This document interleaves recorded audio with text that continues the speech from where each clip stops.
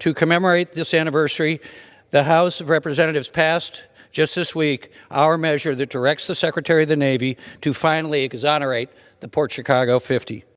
What is the current outlook for exoneration through Congress? So we have the bill in the Senate, passed out of the House. So we're just hoping. We've tried this multiple times. My predecessor has tried it in different variations, but this is a real simple, direct one. They're exonerated. The federal government in statute says they're exonerated.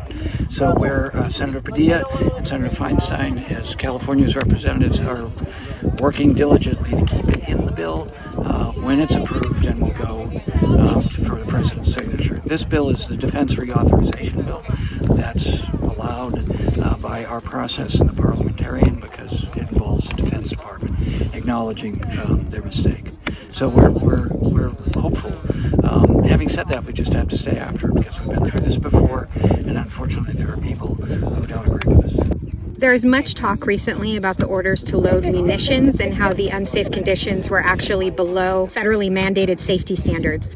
The conclusion being that orders to load were unlawful because they violated U.S. code and Navy regulations. This would make the sailors innocent of refusing lawful orders. In your opinion, is this breakthrough something that could benefit exoneration efforts? Yeah.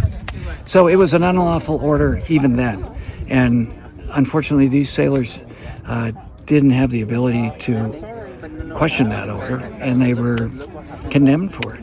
So they never should have been charged. They were innocent. They certainly were not guilty of anything close to mutiny by the statutes of that day. It's striking.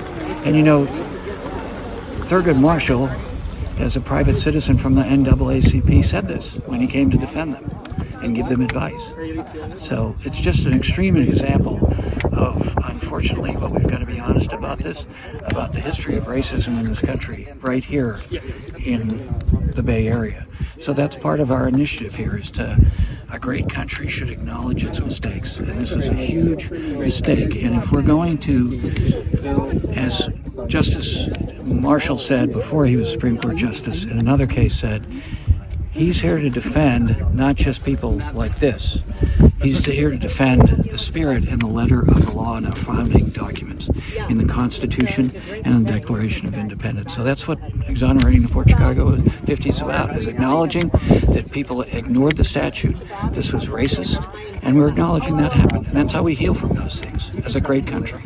So in your opinion, why have the Port Chicago 50 not been exonerated by the Navy? For a lot of reasons, partially because we still have endemic racism in our country, and that's okay to acknowledge.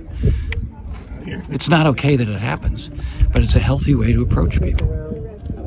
There's another issue about reparations, which, you know, we've had honest conversations, how I feel about that, but that's not what we're asking for. Right. And nor is this a slippery slope. Right. This is just accepting what should be obvious to anyone.